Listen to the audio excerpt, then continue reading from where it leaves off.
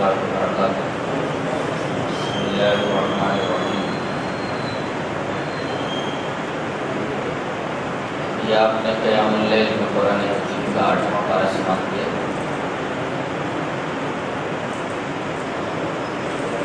پارے کے آغاز میں یہ بتایا جاتا ہے اگر کوئی شخص حق کو قبول نہ کرنے کا ذہنی فیصلہ کر چکا ہو تو اگر وہ آسمان سے فرشتوں کو اترتا ہوا دیکھے یا مردے اس سے باتیں کرنے لگے تب بھی وہ ایمان نہیں لائے.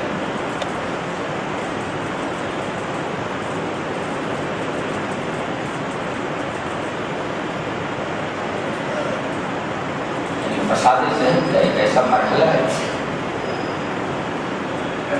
آدمی اس مرحلے پر اگر پہنچ جائے تو کوئی بھی معجزہ کوئی بھی دلیل اسے ایمان لانے پر آمادہ نہیں کر سکتا.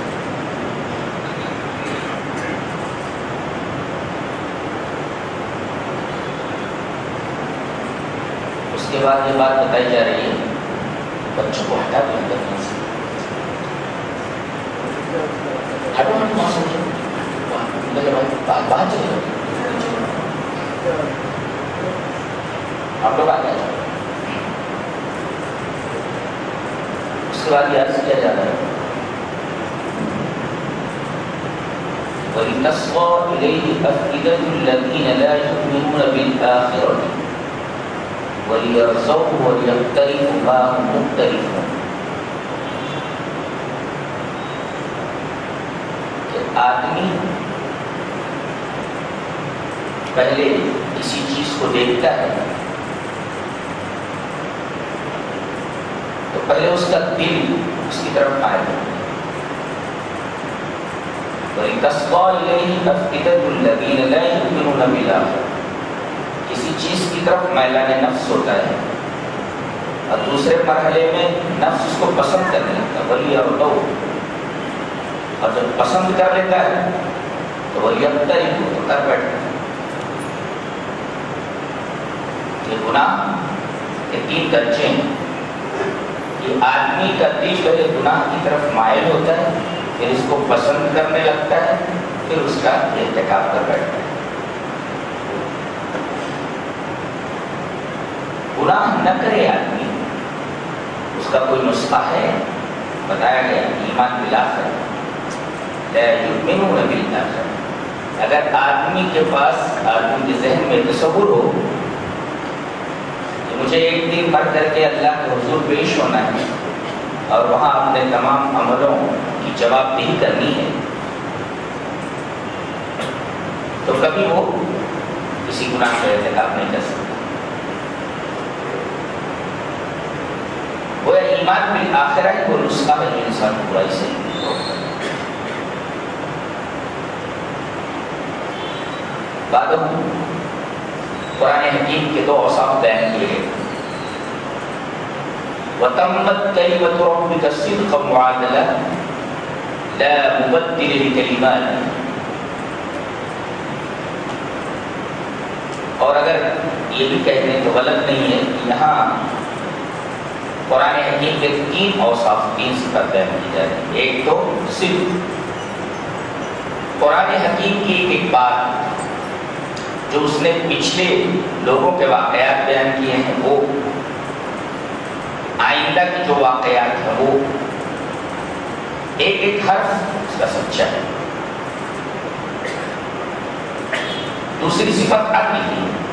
قرآن حکیم میں جتنے بھی قوانین بیان کیے ہیں جتنے بھی احکام ہیں وہ مبنی پر اعتدال ہے. یعنی کسی بھی قانون کے بارے میں کسی بھی حکم کے بارے میں آدمی نہیں کہہ سکتا کہ آدمی اس کام کو کر ہی نہیں سکتا. یعنی احکام ایسے نہیں ہے کہ آدمی کی وسعت اور اس کی استطاعت اس کی طاقت سے باہر. ہر قانون معتدل ہے.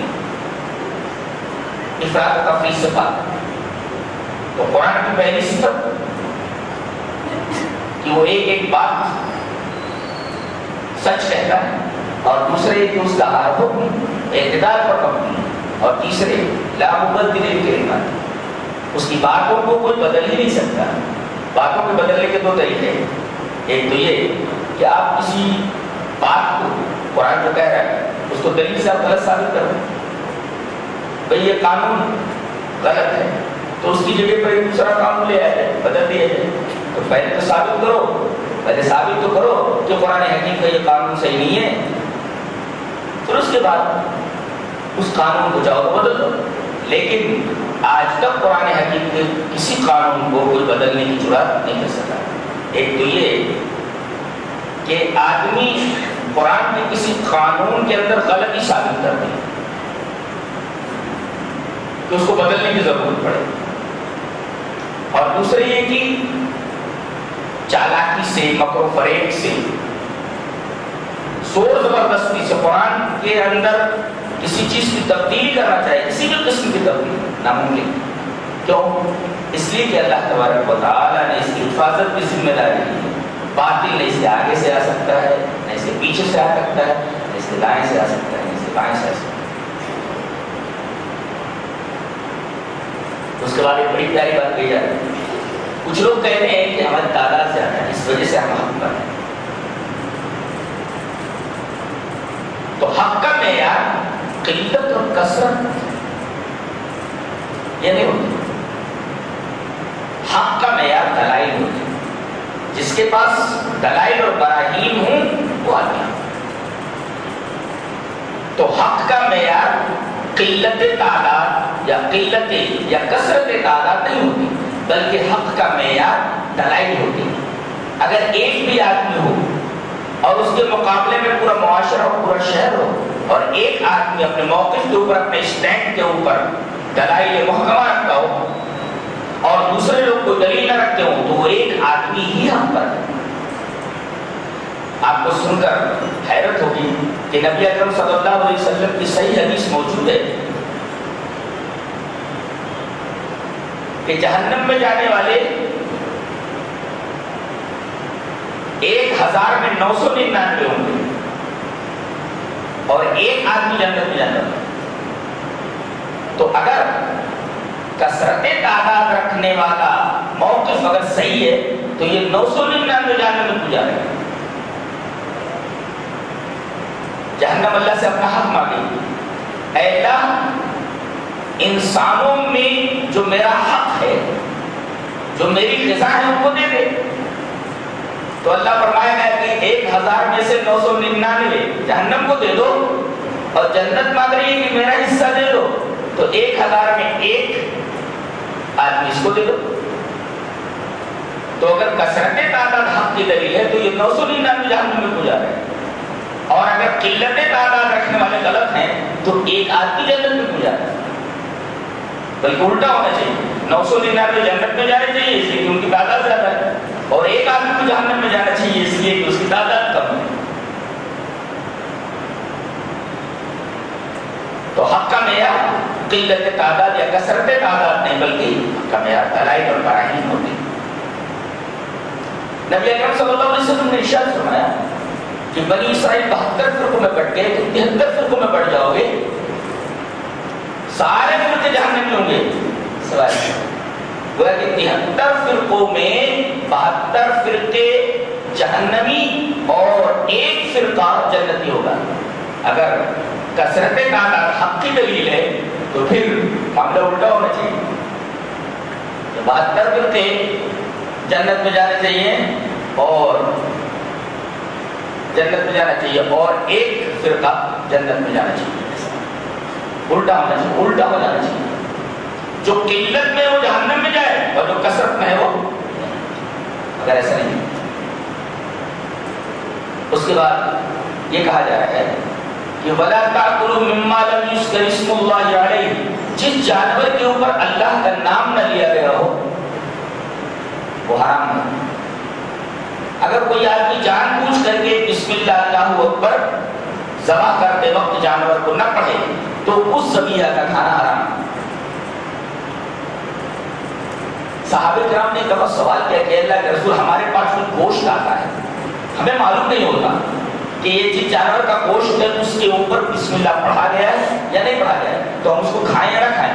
امام بخاری رحمۃ اللہ علیہ اس حدیث کو باب ذبیحۃ الآرام بخاری شریف کے اندر لائے.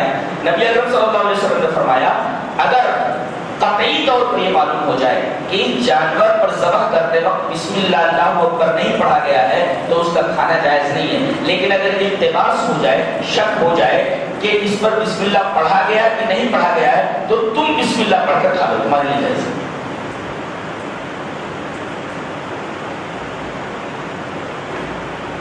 مولانا عبدالعزیز رحمہ آبادی رحمہ اللہ ایک جلسے میں تھے اور ایک عالیہ سے بحث ہو گئی اور اس بحث میں مناظرے کی شکل گئی. اس نے یہ سوال کیا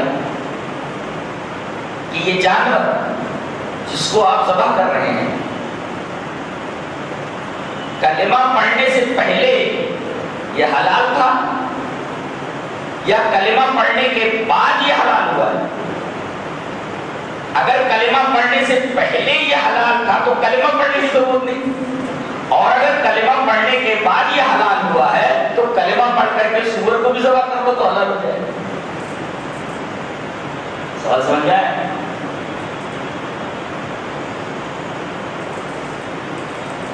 تو ہمارے عالم نے جواب دیا کہ تمہارے یہاں جب کسی لڑکے کی کسی لڑکی سے شادی ہوتی ہے دولہا دلہن کو بٹھا کر کے پنڈت منتر پڑھتا ہے. سوال یہ ہے کہ پنڈت کے منتر پڑھنے سے پہلے یہ لڑکی اس لڑکے کے لیے حلال تھی یا شلوک پڑھنے کے بعد حلال ہوئی ہے؟ اگر شلوک پڑھنے سے پہلے یہ حلال تھی تب تو شلوک پڑھنا بیکار ہے, اور اگر شلوک پڑھنے کے بعد لڑکی حلال ہوئی ہے تو ماں کے اوپر اور بہن کے اوپر یہ شلوک پڑھ لو اور اس کو جائز کرو. آگے ہمارے ہاں نہ چھری حلال نہ کوئی جانور حلال, بلکہ اللہ تبارک و تعالیٰ کا حکم حلال ہے. ہمیں اللہ تبارک و تعالیٰ کا حکم دیکھنا ہے کہ اس چیز کے بارے میں اللہ علت کا حکم دیتا ہے, حرمت کا حکم دیتا ہے. اس مناظرے میں کسی نے کہا تھا کہ ماس سب ایک ماس کیا سور کیا گیا. وہ پنڈت یہ کہہ رہا ہے کہ بھئی گوشت تو سب ایک ہی گوشت ہوتا ہے, تو تمہارے یہاں بکرے کا گوشت حلال ہے اور سور کا گوشت حرام ہے کہ ماس تو ماس ہی ہوتا ہے, گوشت تو گوشت ہی ہوتا ہے. ماس سب ایک ماس کیا سور کیا گیا. مولانا نے جواب دیا ناری سب ایک ناری کیا چورو کیا بھیا. عورت ہوتی ہے جو معاملہ تم بیوی کے ساتھ کر سکتے ہو اور ماں کے ساتھ بھی کر سکتے ہیں. بتانا یہ مقصود ہے کہ کسی چیز کو حلال یا حرام اللہ تبارک و تعالیٰ کا حکم کرتا ہے, ہم اس کے اندر اپنا قیاس داخل نہیں کر سکتے, چاہے ہماری سمجھ میں آئے یا نہ آئے, ہمیں اس کو تسلیم کرنا ہے. اس لیے کہ اللہ تبارک و تعالیٰ کا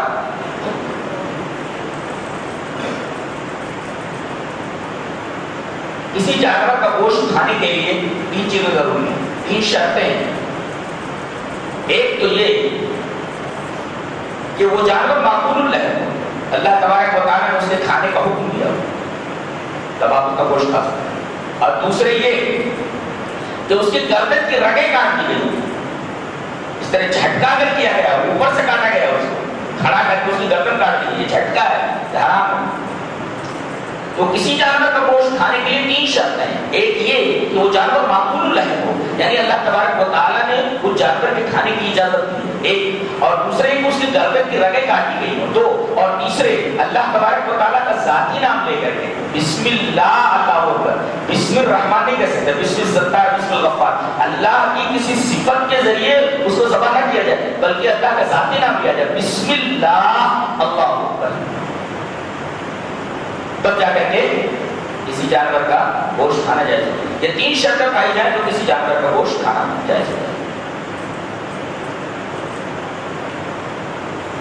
اس کے بعد اللہ تبارک و تعالیٰ نے ارشاد فرمایا فَمَن يُرِدِ اللَّهُ أَن يَشْرَحَ صَدْرَهُ لِلْإِسْلَامِ ومن يريد ان يضله يجعل صدره ضيقا حرجا كانما يصعد في السماء. اللہ تبارک و تعالیٰ یہ ارشاد فرماتا ہے جب اللہ کسی کے ساتھ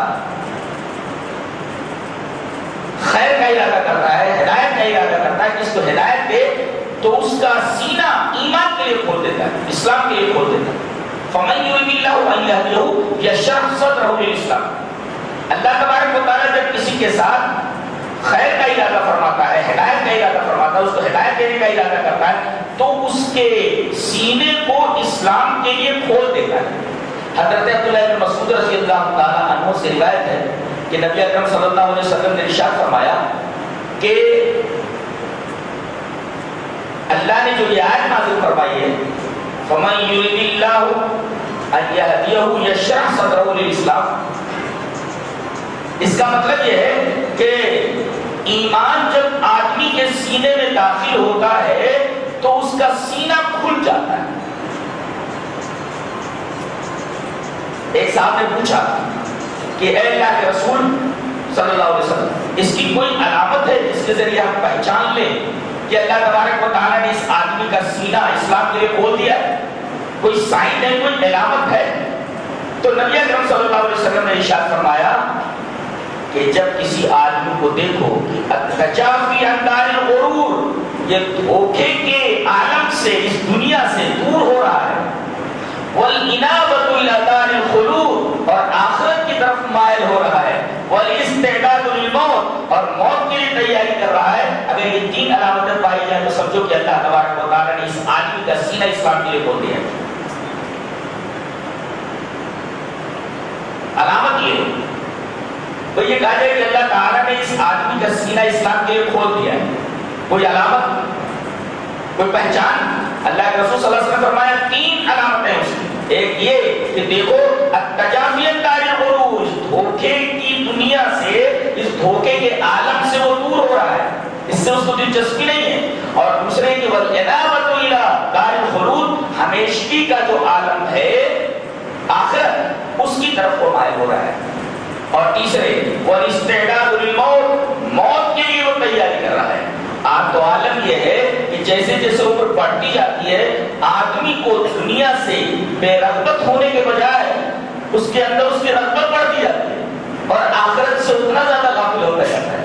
یہ اس کے برے خاتمہ اور سوء خاتمہ کی علامت ہے.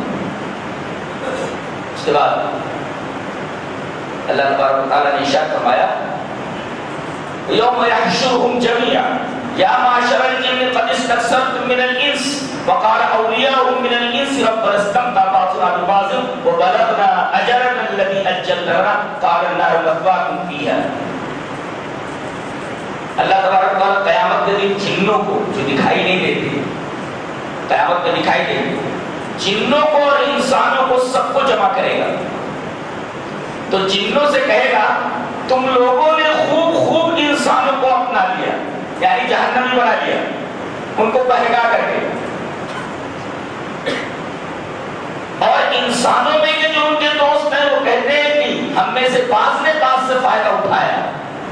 اس آیت کریمہ کا مطلب یہ ہے کہ شیطان یہ کوشش کرتا ہے کہ اس آدمی کو سیدھے راستے سے ہٹا کر کے جہنم کے راستے پر لگا دوں تو میرا مقصد حل ہوا، میرا فائدہ ہو گیا.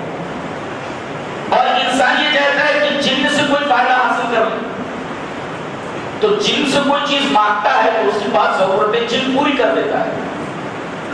تو انسان جن کی عبادت کرتا ہے اور اس عبادت کرنے کی وجہ سے وہ جہنم کے راستے پر لگ جاتا ہے، اور شیطان کی اس عبادت کی وجہ سے شیطان اس کی بات ضروریات کو پوری کر دیتا ہے، لیکن اس کو تباہ و برباد کر دیتا ہے اور جہنم کے راستے پر لگا دیتا ہے. اس طرح انسان جنات سے فائدہ اٹھا رہا ہے اور جن اور شیاطین انسان سے فائدہ اٹھا رہے ہیں. اور اللہ فرمائے گا دونوں کے بارے میں النار مثواکم، جہنم تمہارے ٹھکانا ہے، جاؤ تم بھی اور تم بھی، تم دونوں نے ایک دوسرے سے خوب خوب فائدے اٹھائے، اب جاؤ جہنم کے اندر. آگے عرض کیا گیا، آگے فرمایا گیا وَكَذَلِكَ نُوَلِّي بَعْضَ الظَّالِمِينَ بَعْضًا بِمَا كَانُوا يَكْسِبُونَ. اللہ تبارک و تعالیٰ نے ارشاد فرمایا کہ جب رعایا ظالم ہو جاتی ہے تو ان کے اوپر حکمراں ظالم مقرر کر دیے جاتے ہیں. اگر یہ دیکھو کہ ہمارے حکمراں ظالم ہیں تو اپنے ایمان کے اوپر، اپنے اعمال کے اوپر نظر ثانی کرو، کہیں ہم غلط راستے کے اوپر تو نہیں جا رہے، ہم ظالم تو نہیں ہیں، ہم ظالم ہیں اس وجہ سے ہمارے اوپر ظالم حکمراں مسلط کر دیے گئے ہیں جو ہمارے لیے ہر طریقے کا ظلم روا رکھتے ہیں۔ تم اچھے رہو تو تمہارے حکمراں اچھے رہیں گے، تم اگر ظالم رہو گے تو تمہارے حکمراں بھی جو تمہارے اوپر مقرر کیے جائیں گے وہ ظالم ہوں گے۔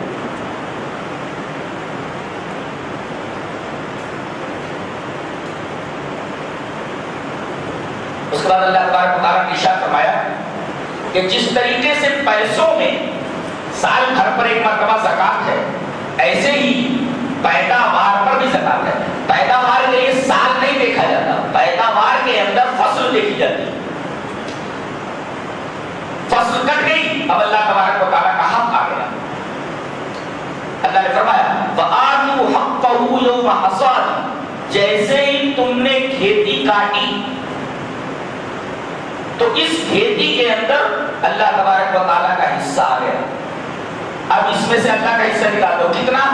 اگر پانی بارانی ہے، یہ کھیت سینچا گیا ہے، سینچا ہوا ہے بارانی پانی سے، آسمان سے برسا ہے تو عشر ہے، اور اگر ٹیوب ویل وغیرہ سے زمین سے پانی نکال کر آپ نے سینچائی کی ہے تو نصف عشر ہے۔ کتنا پیدا ہو، کتنی پیداوار ہو تو آپ کو زکات ادا کرنی ہے، اور کتنی زکات ادا کرنی ہے؟ 750 کلو یعنی 20 من اگر پیدا ہوا ہے تو 20 من میں 2 من دینا ہے عشر، اگر بارانی پانی سے وہ فصل پیدا ہوئی، اور اگر زمین کے پانی سے آپ نے اس کھیت کو سینچا ہے تو نصف عشر دینا ہے، یعنی 20 من میں 1 من۔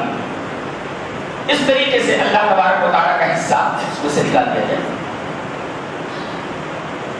اس کے بعد فرمایا گیا کہ 8 چیزوں کے اندر قربانی ہے۔ وَمِنَ الْإِبِلِ اثْنَيْنِ وَمِنَ الْبَقَرِ اثْنَيْنِ، گائے، بیل، اونٹ، اونٹنی 4۔ وَمِنَ الضَّأْنِ اثْنَيْنِ وَمِنَ الْمَعْزِ اثْنَيْنِ قُلْ أَذَكَرَيْنِ حَرَّمَ أَمِ الْأُنثَيَيْنِ، یعنی گائے، بیل 2، اونٹ، اونٹنی 4، بھیڑ، بھیڑی 6، بکرا، بکری 8۔ ان کے علاوہ کسی کی قربانی درست نہیں ہے۔ کوئی یہ کہے کہ ان 8 میں سے کسی قسم کو چھوڑ کر کے میں بقرعید کے اندر مرغے کی قربانی کر دوں تو مرغے کی قربانی نہیں ہوتی۔ یہی 4 چیزیں ہیں اللہ تبارک و تعالیٰ جو پہلے بتائیں، اس کے بعد 4 چیزیں، یہ 8 چیزیں ہیں، 8 جانور ہیں جن کی قربانی درست ہے۔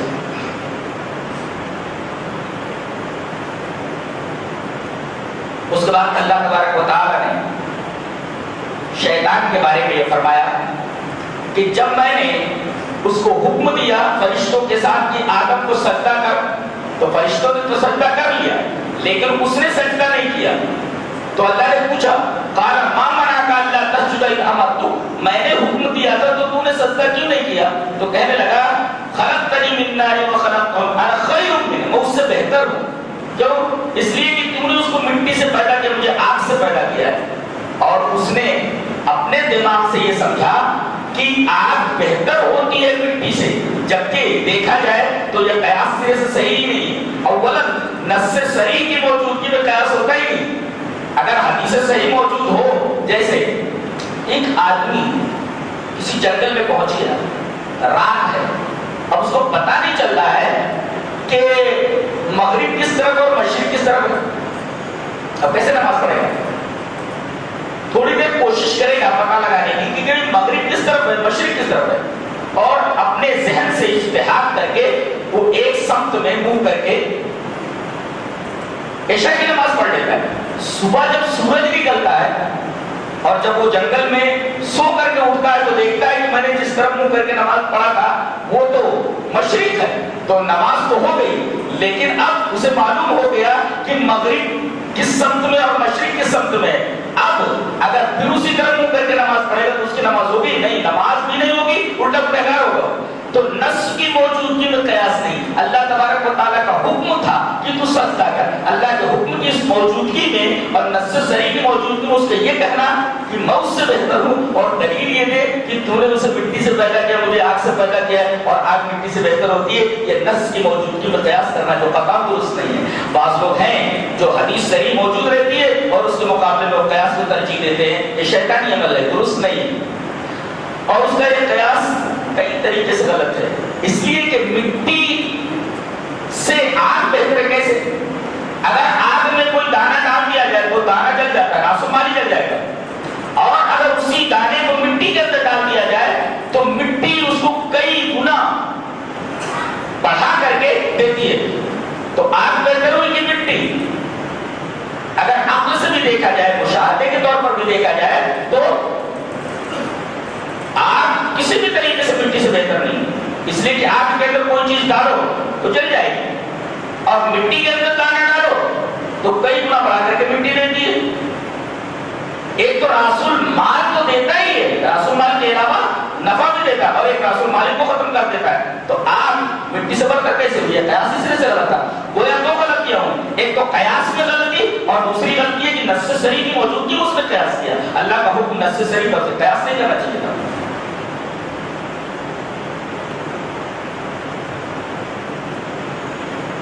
اس کے بعد یہ فرمایا گیا کہ آدم اور حوا کو جنت میں ڈال دیا گیا، شیطان نے ان کو بہکایا، اور اللہ نے جس درخت کے کھانے سے منع کیا تھا اس درخت کے پاس گئے اور درخت کا پھل کھا لیا۔ درخت کا پھل کھانا تھا کہ ان کے بدن سے جو حلے بہشتی تھا، لباس بہشتی تھا، وہ اتر گیا۔ فلما ذاقا الشجرة بدت لهما سوآتهما، جیسے انہوں نے درخت کا پھل کھایا ان کے کپڑے اتر گئے، ننگے ہو گئے۔ فطفق يخصفان عليهما من ورق الجنة، جنت کے درختوں کا پتا لے کر کے وہ اپنا بدن ڈھانپنے لگے۔ اب بتائیے، ایک آدمی جنت کے اندر رہ رہا ہے اور اسے جنت کا لباس دیا گیا، غور فرمائیے، جنت کا لباس پہن رہا ہے، لیکن اللہ کے حکم کی نافرمانی کرنے کی وجہ سے جنتی لباس اس کے بدن سے اتر گیا، ایک مرتبہ گناہ کر۔ اب بتائیے، اگر یہاں دنیا کے اندر ہم برابر گنہگار کرتے رہیں گے تو اس لباس سے مستحق ہے جو وہی اتر گیا تھا۔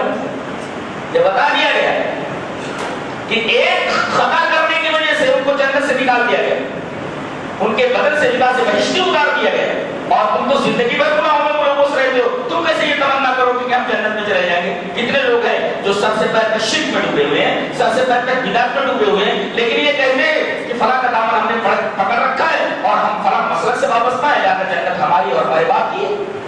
شاعر نے بہت اچھا کہا ہے، کہتا ہے تصل الذنوب الى الذنوب وترتجي ترك الجنان بها وفوز العابدين ونسيت ان الله اخرج ادم منها الى الدنيا بذنب واحد۔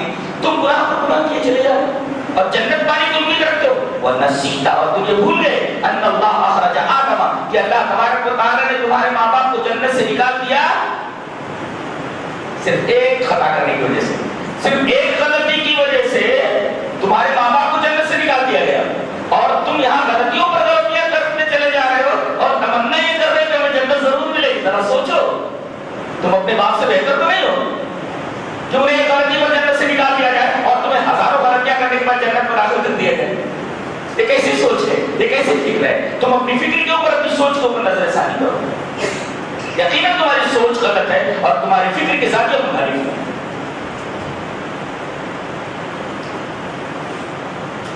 اور ایک نکتہ یہ ملا کہ جیسے وہ ننگے ہوئے، جیسے کچھ لپیٹنے کے لیے جب انہوں نے نہیں پایا، اپنے ستر کو چھپانے کے لیے، اپنی شرمگاہ کو چھپانے کے لیے جب انہیں کچھ نہیں ملا تو انہوں نے درختوں کے پتے لے کر کے اپنے ستر کو چھپایا اور اپنے بدن کو چھپایا، اپنی شرمگاہ کو چھپایا۔ اس سے پتہ یہ چلتا کہ ننگا رہنا غیر فطری چیز ہے۔ فطرت یہ ہے کہ آدمی ننگا ہو تو اپنا بدن ڈھک لے، ننگا ہونا یہ فطرت نہیں۔ آج ایک مسلک ہے نیوٹیشن، باقاعدہ مرد عورت سب مادر ذات ننگے رہتے اور کہتے ہیں ہم کو بڑا سکون ملتا ہے، یعنی ان کو اگر دیکھو ننگے تو کہاں ہوتی؟ نیوٹیزم کی ایجاد ہو، یا نیوٹیزم کا رد ہے کہ انسان کی فطرت ہی نہیں ہے کہ وہ ننگا رہے۔ اور یہاں بعض مذاہب ایسے کہ آدمی ننگا ہو گیا تو سمجھو سب سے بڑا ولی ہو گیا، سب سے بڑا مقرب بارگاہ ہے۔ جب یہاں آیت کریمہ میں بتایا گیا کہ انسان کی فطرت یہ نہیں کہ ننگا رہے. دیکھیے جیسے ہی بہشتی لباس بدن سے اترا انہوں نے درختوں کو پتی لے کر کے اپنے سر کو چھپانا شروع کر دیا. اس کا مطلب ننگا رہنا انسان کی فطرت نہیں ہے. لہذا نیوڈزم یہ غیر فطری عمل ہے اور فطرت کے اوپر اس مسلک کا اور اس مذہب کا فطرت سے کوئی تعلق نہیں. اب چونکہ حضرت آدم کے بدن سے بہشتی لباس اترنے کا ذکر تھا تو آگے یہ فرمایا گیا کہ لباس کی کیا شرائط تھی. آگے فرمایا گیا یا بنی آدم قد انزلنا علیکم لباسا یواری سوآتکم وریشا ولباس التقوی ذلک خیر. کہتے ہیں لباس تین طریقے کا ہوتا ہے. ایک ضرورت کے لیے لباس, اس کا تعلق ضروریات میں سے, اور ایک ہے محسنات, اچھا بیش قیمت لباس ہو, اور تیسرا لباس تقوی کا ہے. میں سمجھاتا ہوں. آدمی کا صدر کہاں سے کہاں تک ہے؟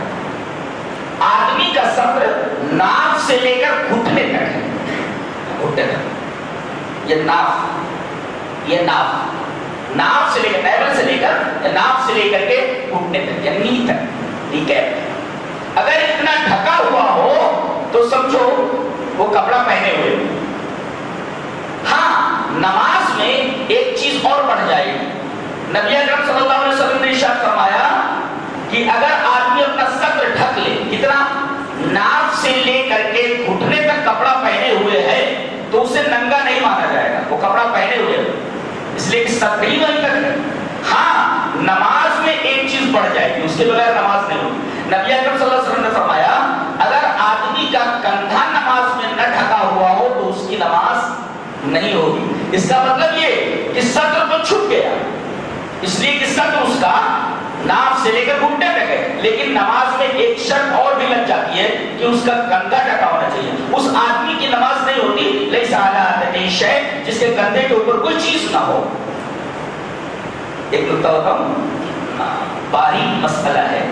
نبی اکرم صلی اللہ علیہ وسلم نے ارشاد فرمایا کہ تمہارا صدر تمہاری ناف سے گھٹنے تک ہے.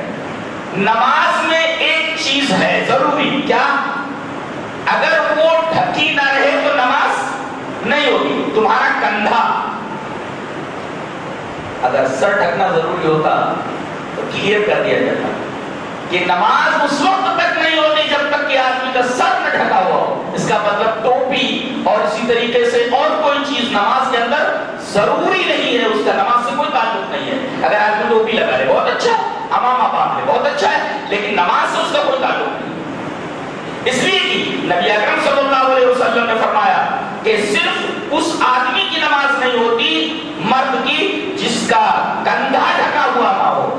اگر سر بھی ڈھکا ہوا ہونا نماز کے لیے ضروری ہوتا تو آپ یہ فرماتے اس آدمی کی نماز نہیں ہوتی جس کا کندھا ڈھکا ہوا نہ ہو اور جس کا سر ڈھکا ہوا نہ ہو. ہاں یہ شرط عورت کے لیے ہے کہ اللہ تبارک و تعالیٰ کسی عورت کی نماز کو قبول نہیں کرتا جب تک اس کا سر نہ ڈھکا ہوا ہو. الا بخمار, اس کا سر ڈھکا ہوا ہو تو نماز ہوگی. اگر اس کا سر کھلا ہوا ہو, بال کھول کر کے نماز پڑھ لی, نماز نہیں ہوگی. نماز میں عورت کا سر ڈھکا ہونا چاہیے, مرد کا سر اگر کھلا رہے تو نماز کے اوپر کوئی بھی حرف نہیں آتا.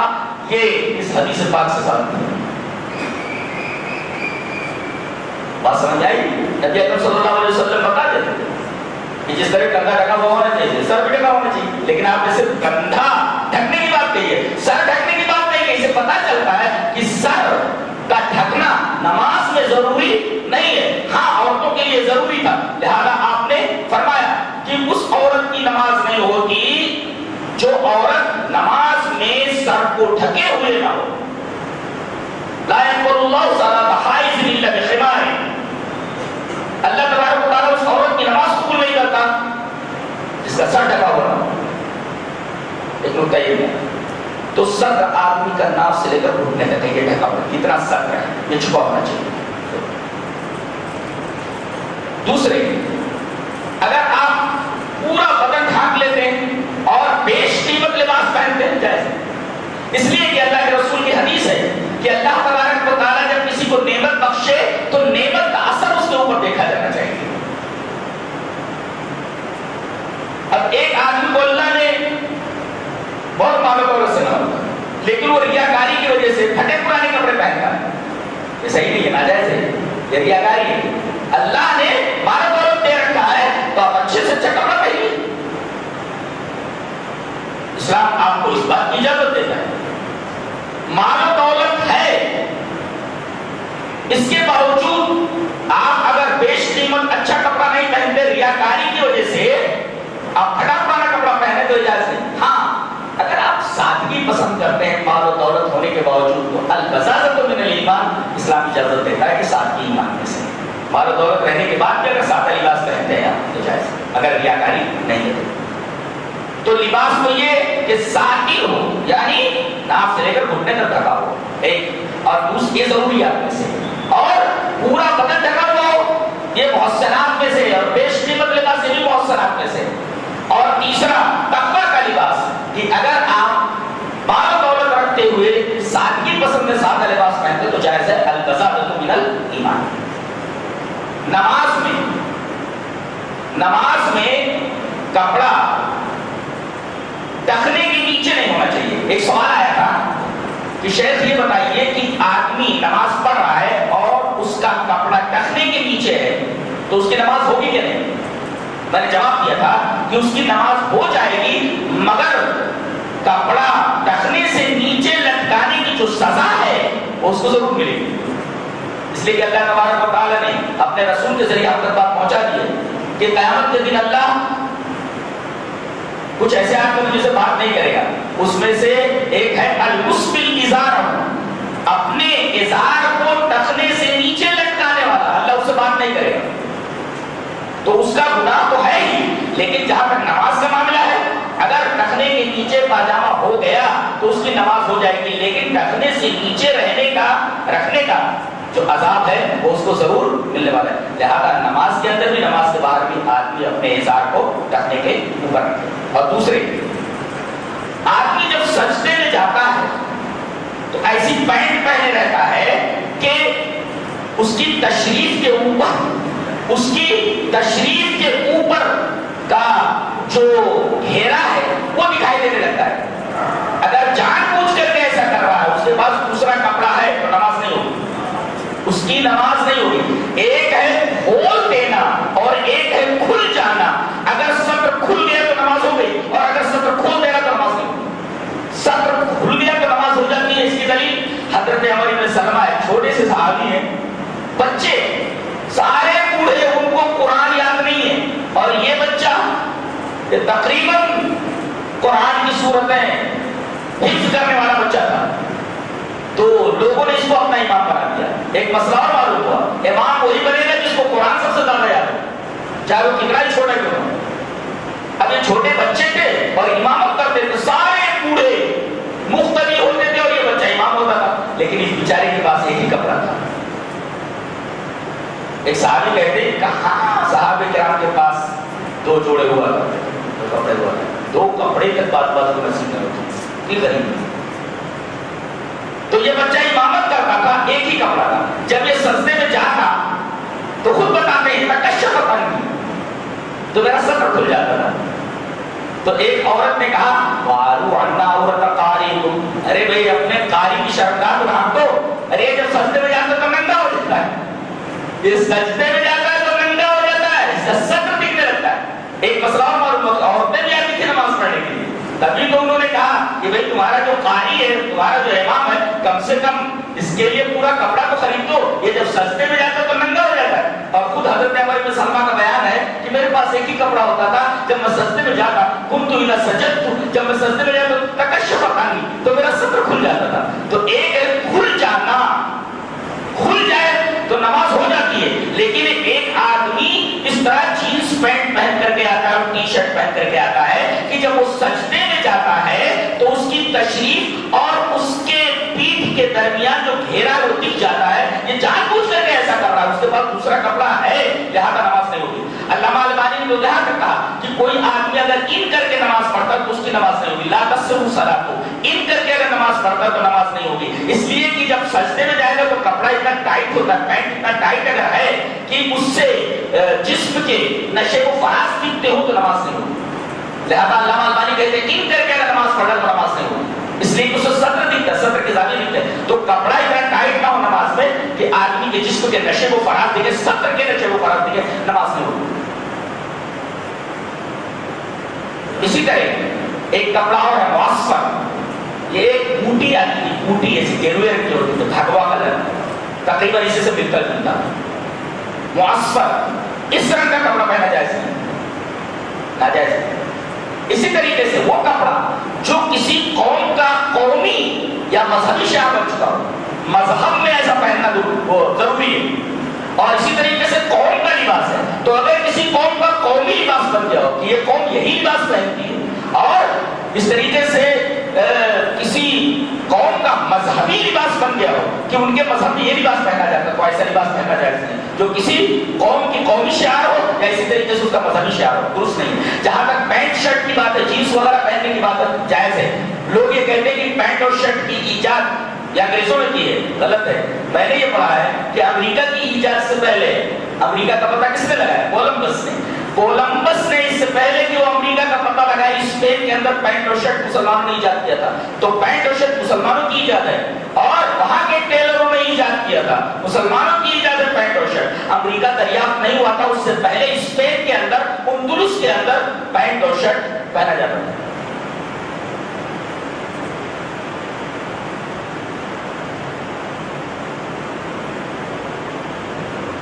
یہ لباس کے بارے میں ایک محاکمہ تھا جو آپ کے سامنے پیش کیا گیا. اس کے بعد یہ کہا گیا کہ آدمی جب گناہ کرتا ہے تو گناہ کے 5 اثرات ہوتے ہیں. قُلْ إِنَّمَا حَرَّمَ رَبِّيَ الْفَوَاحِشَ مَا ظَهَرَ مِنْهَا وَمَا بَطَنَ وَالْإِثْمَ وَالْبَغْيَ بِغَيْرِ الْحَقِّ وَأَن تُشْرِكُوا بِاللَّهِ مَا لَمْ يُنَزِّلْ بِهِ سُلْطَانًا وَأَن تَقُولُوا عَلَى اللَّهِ مَا لَا تَعْلَمُونَ. جی اس کے اندر بتایا گیا کہ کوئی آدمی اگر گناہ کرتا ہے تو اس کے اثرات کہاں کہاں ہوتے ہیں. بتایا گیا کہ اگر وہ زنا کرتا ہے، فواحش کرتا ہے، تو اس کا اثر نسب کے اوپر پڑتا ہے. نسب خراب ہو جاتا ہے، بچہ حرامی، لڑکی حرامی ہو جاتی ہے. تو ایک تو زنا ایک گناہ ہے، اس کا اثر نسب کے اوپر پڑتا ہے. ایک آدمی کو زنا سے بچنا چاہیے، اس کا اثر نسب کو پڑتا ہے. دوسرے اسم کا مطلب ہے کوئی بھی گناہ، اس کا اثر عقل کے اوپر پڑتا ہے، آدمی کی عقل متاثر ہوتی ہے. اور والبغی بغیر الحق، اور اگر آدمی ظلم اور زیادتی کرتا ہے، سر راہ کسی کو گالیاں بکتا رہتا ہے، تو اس کی عزت کے اوپر اثر پڑتا ہے. کسی کو مارتا ہے یا کوئی اور عمل کرتا ہے تو اس کے مال کے اوپر اثر پڑتا ہے.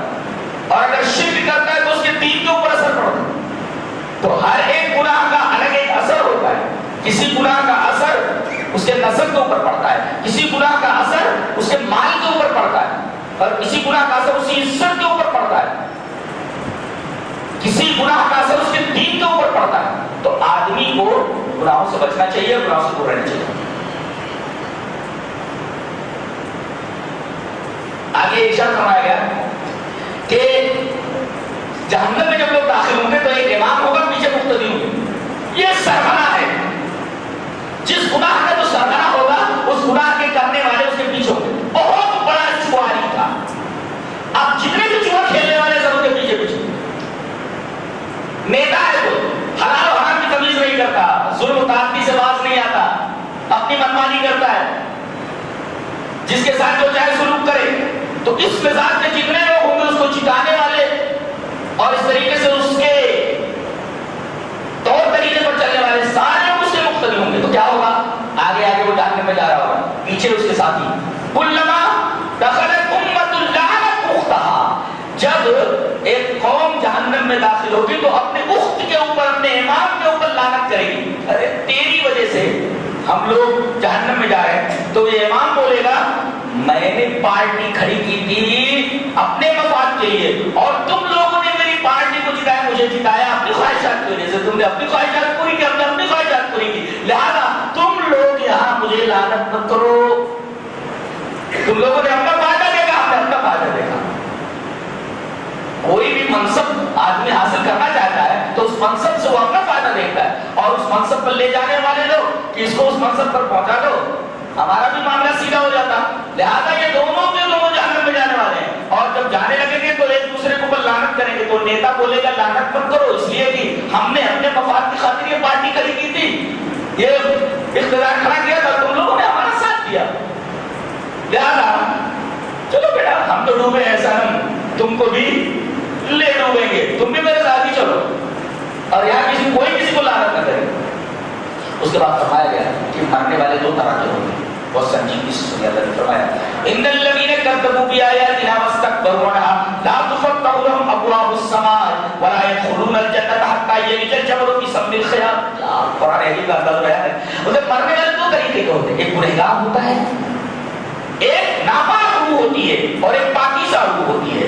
جن لوگوں نے اچھے کام کیے ان کی روح پاکیزہ. اس سے ایک نکتہ ملا کہ گناہوں کے اثر سے آدمی کی روح گندی ہو جاتی ہے اور نیکیوں کے اثر سے ان کی روح چمکدار ہو جاتی ہے. چمکدار روحوں کو لینے کے لیے چمکدار فرشتے، خوبصورت فرشتے آتے ہیں، اور بدبودار ناپاک روح کو لینے کے لیے خوفناک اور کالے گلوٹے فرشتے آتے ہیں لینے کے لیے، تو بڑے خوفناک ہوتے ہیں. اچھا، جب کوئی روح نیک ہوتی ہے تو خوبصورت فرشتے آتے ہیں اس کو لینے کے لیے، اور اس طریقے سے وہ دوڑتی ہے ان کے ہاتھوں کی طرف جیسے مشکیزے میں الٹ دیا جائے، اس کا منہ کھول دیا جائے تو پانی جس تیزی سے بہتا ہے ایسے ہی روح ان کی طرف لپکتی ہے. مجھے لے چلو جلدی سے، مجھے لے چلو جلدی سے.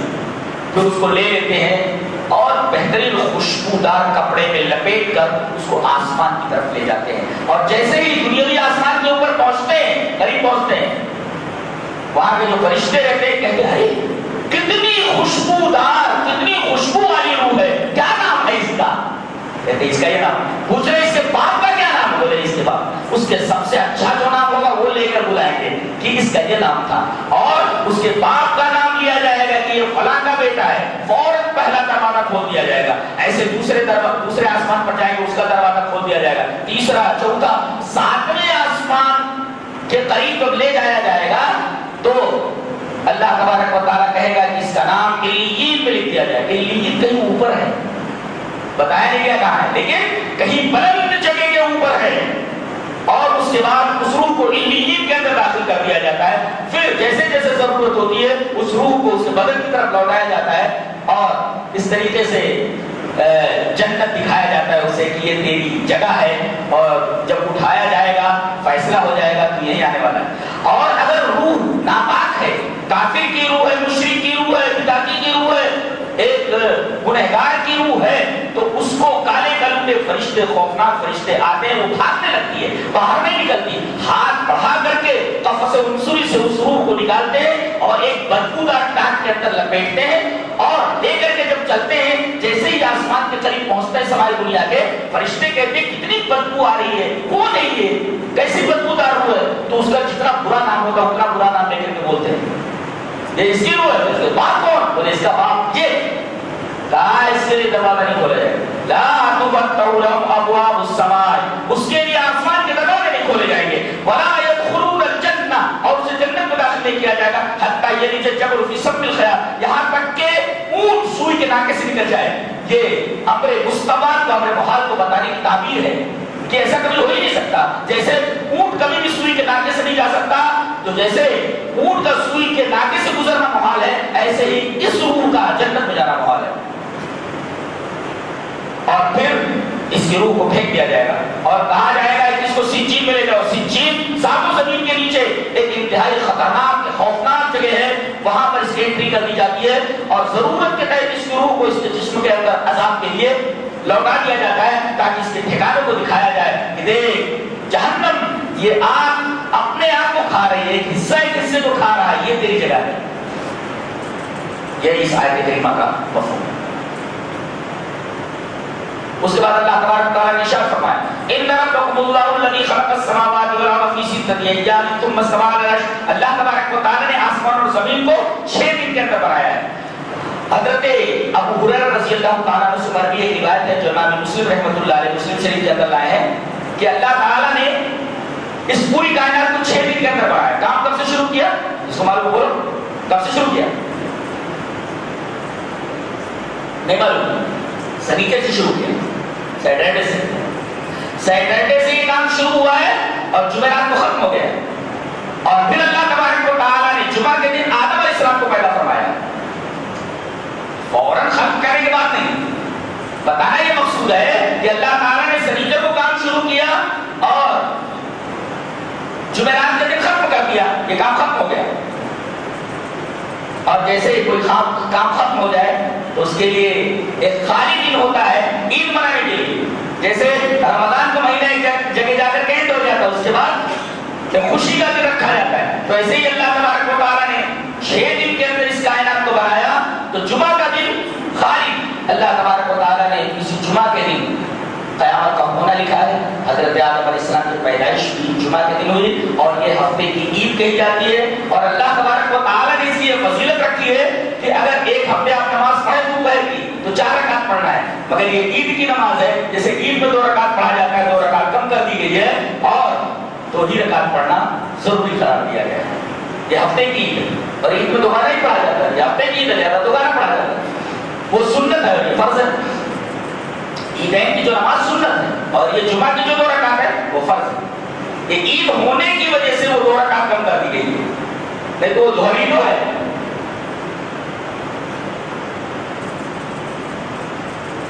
اس کے بعد فرمایا گیا کہ جنت اور جہنم کے درمیان ایک جگہ جس کو آراف بولتے ہیں، عرف کہتے ہیں مرغی کی کلکی کو، ظاہر ہے کہ مرغی کی کلکی مرغی کے اوپر ہوتی ہے، منڈی کے اوپر، تو اوپری کی جگہ کو عرف بولتے ہیں، اس کی جمع آراف آتی ہے۔ تو جنت اور جہنم کے درمیان ایک مقام کا نام ہے جہاں سے جنت والے بھی دکھائی دیتے ہیں اور جہنم والے بھی دکھائی دیتے ہیں۔ یہاں کون لوگ ہوں گے؟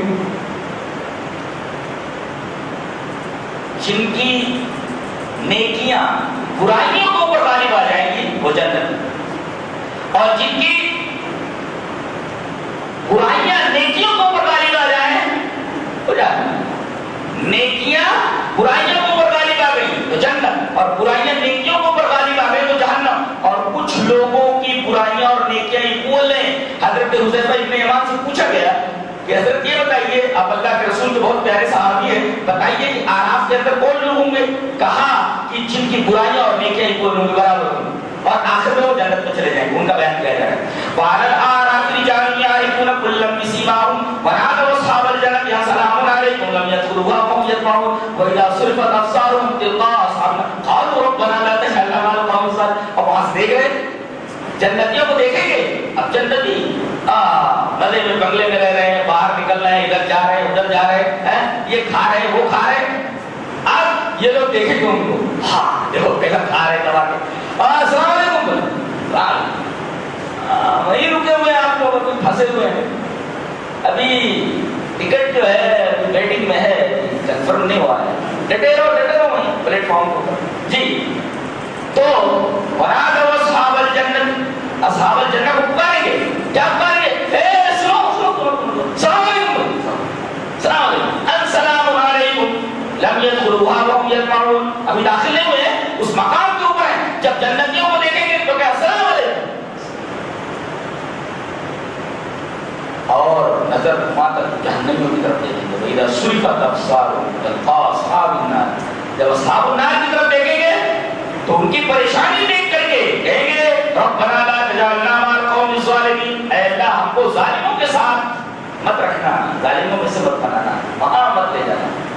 اور بعد میں اللہ تبارک و تعالیٰ یہ جتنے ویٹنگ میں ہیں آراف کے اندر سب کا ٹکٹ کنفرم ہو جائے گا، اس کے بعد سب جنت کے اندر ڈال دیے جائیں گے، اس دن ٹھہرائے جائیں گے، اس لیے کہ نیکیاں اور برائیاں تو برابر ہیں نا، تو ان کو سزا تو دی جانی چاہیے، کچھ تو بیچ میں لٹکے رہے، لیکن بعد میں سب جنت میں جانے والے۔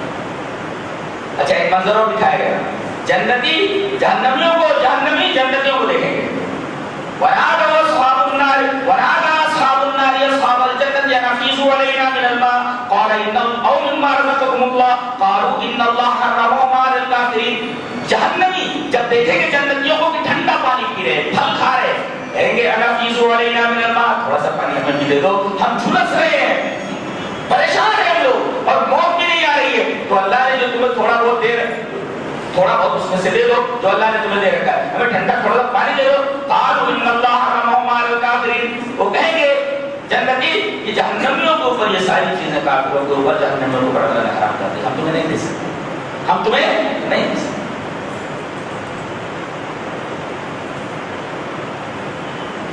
اس کے بعد یہ فرمایا گیا ادعوا ربکم تضرعا وخفیا انہ لا یحب المعتدین، اپنے رب کو جب پکارو دعا کرو تو گڑگڑا کر دعا کرو، چھپے چھپے کرو۔ بعض لوگ سب کے ساتھ مجھے معاف کر، یہ دکھانے کے لیے کہ بڑا نیک آدمی ہے، دیکھو کیسا رو رہا ہے۔ بعض لوگ دکھانے کے لیے روتے ہیں، اور کہا گیا کہ اگر رونا ہو تو تنہائی میں جا کر کرو، چھپکے چھپکے گڑگڑا گڑگڑا کر کرو، دکھانے کے لیے، کس کو دکھانے کے لیے روتا ہے؟ اللہ کے سامنے آنسو آ تو ادعوا ربکم تضرعا وخفیا، اللہ سے گڑگڑا گڑگڑا کر دعا مانگو، چھپکے سے دعا مانگو۔ انہ لا یحب المعتدین، اللہ اعتداء کرنے والوں کو، زیادتی کرنے والوں کو پسند نہیں کرتا۔ اس کا مطلب ہے دعا میں بھی زیادتی نہیں کرنا چاہیے۔ دعا میں زیادتی کا کیا مطلب ہے؟ مفسرین نے، شارحین نے اس کی دو وجہیں لکھی ہیں کہ دعا میں اعتداء، دعا میں زیادتی کا کیا مطلب ہے جس سے منع کیا گیا ہے؟ کوئی غیر فطری چیز کا اللہ سے مطالبہ نہ کرے، دعا نہ کرے، ایسا نہ، ایسی دعا نہ کرے اے اللہ دنیا کے تمام لوگوں کو مسلمان بنا دے، غیر فطری ہے، اس لیے سب کو جہنم میں جانا نا، کیا کرنا ہی ہے، تو سارے لوگوں کے بارے میں یہ دعا کرنا کہ اے اللہ سب کو مسلمان بنا دے، یہ دعا غیر فطری ہے، درست نہیں ہے، ایسا نہیں ہے، یہ غیر فطری ہے۔ اور اسی طریقے سے دعا میں اعتداء اور زیادتی کا مطلب ہے دعا کا مسنون طریقہ اختیار نہ کیا جائے، جیسے سلام پھیرنے کے بعد اجتماعی طور پر جو دعا مانگی جاتی ہے وہ نبی سے ثابت نہیں ہے، یا تو اس سے بچا جائے، دعا میں اعتداء، اور یہ دعا کی کوئی مخصوص شکل جو نبی اور صحابہ سے ثابت نہ ہو، اگر اس طریقے کی دعا کر رہا ہے تو دعا میں اعتداء، دعا میں زیادتی ہے، وہ جائز نہیں۔ اس کے بعد اللہ تبارک و تعالی نے ہدایت کے ساتھ بارش کی، وَهُوَ الَّذِي يُرْسِلُ الرِّيَاحَ بُشْرًا بَيْنَ يَدَيْ رَحْمَتِهِ، بارش کے بارے میں بولو۔ اگر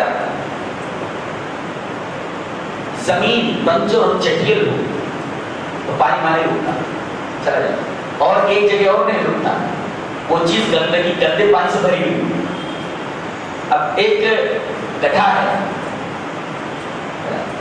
اب اس کے اندر پہلے سے گندا پانی بھرا ہوا ہے، ظاہر ہے کہ پانی برسے گا تو اوپر سے نکل جائے، اس نے آلریڈی پہلے سے بھرا ہوا ہے، لہذا پہلے اپنے دلوں کو صاف کرو گندگی سے، اس کے بعد ہدایت کا پانی وہاں آنے والا ہے۔ اور اسی طریقے سے اپنے دل کو بنجر اور چٹیل مت بنا لو، اس لیے چٹیل میدان کے اوپر پانی جب گرتی ہے تو وہاں ٹھہرتی نہیں، نکل جاتی ہے، تو اپنے دل کو اس طرح بناؤ کہ گندگی سے بھرا ہوا نہ ہو، تاکہ تمہارے دل کے اندر ہدایت کا پانی اترے، اور اس دل کو اتنا سخت مت بناؤ کہ ہدایت کا پانی آئے تو بہ جائے، اتنا بنجر اور چٹیل ہو جیسے مشرک اور کافر کا دل ہوتا ہے۔ تو اللہ تبارک و تعالی نے ہدایت کو بارش کے پانی سے تشریح کی۔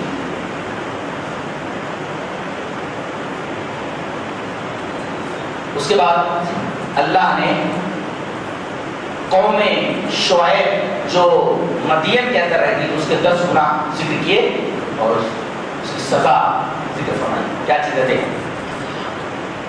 مدین، یہ اس کا نام کیوں پڑا مدین اس شہر کا؟ حضرت ابراہیم علیہ السلام کی ایک بیوی کون ہے؟ ہاجرہ، جسے حضرت اسماعیل۔ حضرت ابراہیم علیہ السلام کی ایک بیوی حضرت سارہ، ان سے اسحاق ہے، ان کے بیٹے یعقوب، یعقوب سے پھر 12 بیٹے، 12 بیٹوں کی اولاد پوری بنی اسرائیل جو آج پوری دنیا کے ناک میں دم کیے ہوئے۔ تو ایک بیوی حضرت ہاجرہ، ان سے صرف حضرت اسماعیل پیدا ہوئے، سے ایک بیٹے ایک نبی آیا، اور حضرت سارہ سے حضرت اسحاق ہے، اور ایک بیوی اور بھی حضرت ابراہیم علیہ السلام، ان کا نام قطورہ ہے، آپ تو واورے علی قطورہ، ان سے حضرت مدین پیدا ہوئے، ان کا نام مدیان تھا، تو انہی کے نام پر یہ شہر بسا۔ یہ قوم بت پرستی میں مبتلا ہو گئی، اور ایک بیماری اور تھی، بڑی بیماریاں تھیں۔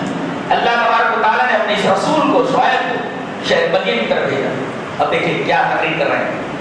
وَإِلَىٰ مَدْيَنَ أَخَاهُمْ شُعَيْبًا، مدین کی طرف حضرت شعیب کو بھیجا گیا، جنہوں نے آگے کہا قَالَ يَا قَوْمِ اعْبُدُوا اللَّهَ، پہلی چیز ہے تم لوگ اللہ کی عبادت اور شرک میں مبتلا ہو شرک چھوڑو. اور مالک من الہ غیرہ یہ نکرہ تحت نفیہ عموم کا فائدہ دیتا ہے. نہیں نکرہ ہے منافیہ ہے یعنی اللہ کے علاوہ کوئی معبود ہے ہی نہیں, اس کے علاوہ کوئی معبود ہوتا ہی نہیں, ہے ہی نہیں کوئی.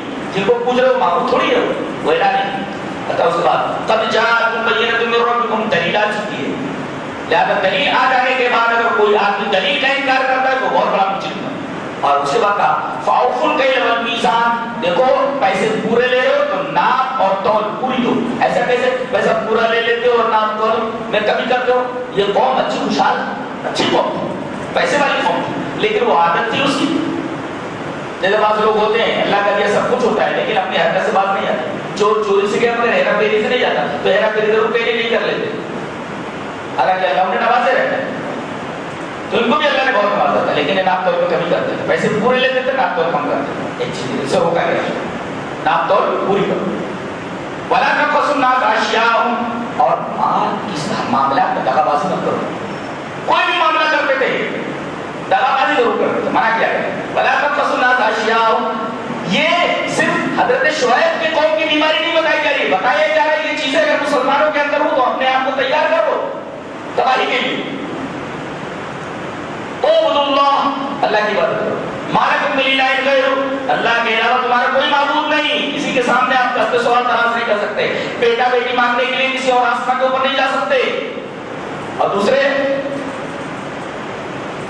فاوفوا الکیل والمیزان, پیسے پورے لے لو ناپ تول پوری کرو. اچھا اس کے بعد یہ فرمایا گیا ولا تقسموا الناس اشیاء, معاملہ کرو تو اس کے اندر دغابازی مت کرو. ذالکم خیر لکم ان کنتم مؤمنین, یہ بتایا گیا کہ یہ تمہارے لیے بہتر اگر تم ایمان والے ہو. اگر ایمان والے ہو تو یہ ساری حرکتیں چھوڑ دو. اچھا یہ لوگ اور ایک کام کرتے تھے, راستوں پر بیٹھ جاتے اور کوئی اگر باہر کا دکھا ایسا اس کو لوٹ لیتے. ولا تقعدوا بكل, یعنی ڈکیت تھے لوگ. ولا تقعدوا بكل صراط توعدون, یہ لوگ راستوں پر بیٹھے رہتے تھے اور کوئی نیا دکھا تو اس کے پیسے چھین لیا کرتے تھے. آج تو کچھ چھیننے کے انداز بدل گئے, چھینتے سبھی ہیں لیکن کیسے چھینتے ہیں آپ دیکھ لیجیے. شکلیں بدل گئی ہیں مگر اصول وہی ہے, ضابطہ وہی. شکلیں بدل جانے سے حقیقت نہیں بدلتی. اگر سود کا نام انٹرسٹ اور رشوت کا نام نذرانہ رکھ دیا جائے تو سود کی حقیقت اور رشوت کی حقیقت نہیں بدلتی. نام بدلنے سے شے کی حقیقت نہیں بدلتی. تو یہ لوگ ڈاکہ مارتے تھے, ڈکیتی کرتے تھے. آج طرح طرح کی ڈکیتی ہو رہی, لڑکی سے جہیز لینا بھی ایک طریقے کی ڈکیتی ہے. تو ڈکیتی آج بھی پائی جا رہی ہے, قدم قدم کو پائی جا رہی ہے. لوگ ناجائز طریقے سے باطل طریقے سے مال حاصل کر رہے ہیں تو یہ لوگ بھی کرتے ہیں, بیٹھ کر کے ڈکیتی کرتے ہیں. ولا تقعدوا بكل صراط وتصدون عن سبيل اللہ, اللہ کے راستے سے روکتے تھے. کیا اللہ کے راستے سے آدمی روکا جائے؟ کچھ نوجوان کچھ لوگ اگر قرآن حکیم کی طرف آ رہے ہیں, شریعت کو اچھی طرح سمجھ رہے ہیں, تو کچھ لوگوں کے پیٹ میں درد ہوتا ہے کہ یہ لوگ حقیقت کو سمجھنے کے لیے کیوں جا رہے ہیں, یہ لوگ روشنی کی طرف کیوں جا رہے ہیں, اور ان کو روکتے ہیں کہ تاریخی کیا نہیں پڑے ہو, روکتے ہو. ارے وہاں کہاں جا رہے ہو, حق تو ہمارے پاس ہے. تو وہ تصدون عن سبیل اللہ, وہ لوگ بھی اللہ کے راستے سے روکتے تھے. آج بھی لوگ اللہ کے راستے سے روکتے, شکلیں بدل گئی ہیں, اصول وہی, ضابطہ وہی. اور فرمایا گیا من آمن بھی, من آمن, ایمان والوں کو سیدھے راستے سے روکتے ہیں, غیروں کو نہیں. سیدھے راستے میں ایمان والوں کو روکتے ہیں کہ وہاں مت جاؤ, گمراہ ہو جاؤ, حق تو ہمارے پاس ہے. وَتَبْغُونَهَا عِوَجًا, اور اسلام کے اندر, دین کے اندر کجی بتاتے ہیں. دیکھو ان کے ہاں یہ خرابی ہے, ان کے ہاں یہ خرابی ہے, جاؤ ان سے یہ سوال کرو, اس سوال کا جواب لے کر جاؤ. اس طریقے سے وہ کجی نکال کر کے لوگوں کو گمراہ کرتے ہیں. دیکھو شکلیں بدل گئی ہیں مگر ضابطے وہی ہیں. اور ہوا کیا, اللہ تبارک و تعالی نے اس پوری قوم کو تباہ و برباد کر رکھ دیا. قوم شعیب کو ان کے اوپر گرمی انتہا درجے تاری کر دی. گرمی اتنی بڑی بھاگ کر کے وادی میں آ گئی, جیسے بدلی آدمی دکھائی دی. یہ بادل ہے جو ہمارے اوپر برس رہا ہے. کہتے ہیں کہ جب اس بدری نے ان کو چاروں طرف سے گھیر لیا وادی کے اندر ایک آدمی کو, تو بادل سے پانی برس رہا ہے, اس سے آگ برس, سارے کے سارے لوگ اسی وادی کے اندر تباہ برباد ہو گئے. ہر ویسے کھڑے ہیں, سارے کے سارے لوگ ختم ہو گئے, مر گئے. تبغونها عوجا. ابھی دیکھو ایک کتاب آئی ہے دا گریٹ ڈیزائن, اس کے اسٹیفن ہاکنگ کی, ثابت کرنے پر تلے ہوئے, ثابت کرنے پر تلے ہوئے ہیں کہ اللہ نہیں. ایک کتاب اور آئی ہے اینٹونی فلیو کی ہے، اینٹونی فلیو کی کتاب کا نام ہے دیر از نو گاڈ. اس کا نام ہی کتاب بیسٹ سیلنگ دیر از نو گاڈ. خدا ہوگا کس کو؟ خدا ہے ہی نہیں. وَتَقُونَهَا إِمَجَا طرح طرح کی غلطیاں اور کچیاں نکالتے ہیں اسلام کے اندر، یہ ثابت کرنے کی کوشش کرتے ہیں کہ اس لیے تو خدا ہی نہیں ہے. تو اینٹونی فلیو کی کتاب دیر از نو گاڈ، اسٹیفن ہاکنگ کی کتاب جس کی بریف ہسٹوری آف ٹائم، یہ وقت کے مختصر تاریخ جس نے لکھا ہے، بہت بڑا سائنٹسٹ ہے، صرف اس کو انگلی حرکت کرتی باقی پورا جسم پیرالائز ہے. اس کے بہت سارے مقالے میں نے پڑھے انگلش کے اندر، بہت اچھا پوری دنیا کا مانا ہوا سائنسدان بلیک ہولز کے اندر جو اس نے پیش کیا اور پوری دنیا میں ہلکا مچا دیا. اب آئیے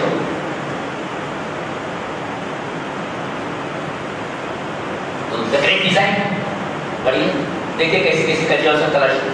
اس طریقے سے دیر از نو گاڈ اینٹونی فلیو کی ہے، اور اس طریقے سے لارنس کی کتاب ہے، لارنس ایم ایسے کچھ نام ہے اس کا، لارنس نام، اس کی بھی ایک کتاب ہے اسے کہ خدا موجود نہیں. اسی طرح سے ریچرڈ ڈاکنس کی ایک کتاب آئی ہے، ریچرڈ ڈاکنس کی ایک کتاب ہے اسی موضوع کے اوپر ہے، اور اس نے ثابت کیا ہے، کوشش کی ہے ثابت کرنے کی خدا نہیں. تو وہ تب خونہار کی وجہ دین اسلام کے اندر یہ لوگ کجی تلاش کرتے ہیں اور کجی تلاش کر کے ثابت کرنا چاہتے ہیں کہ آزادانہ زندگی بسر کرو، کسی خدا کے تحت، کسی خدا کے حکم کے تحت، اس کے احکام، اس کے قانون کے تحت آپ کو زندگی بسر کرنے کی کوئی ضرورت نہیں ہے. یہ 8 میں پارے کا خلاصہ تھا. اللہ تبارک و تعالیٰ ہمیں نیک عمل اور اچھی سمجھ کو عطا فرمائے. دعا الحمدللہ.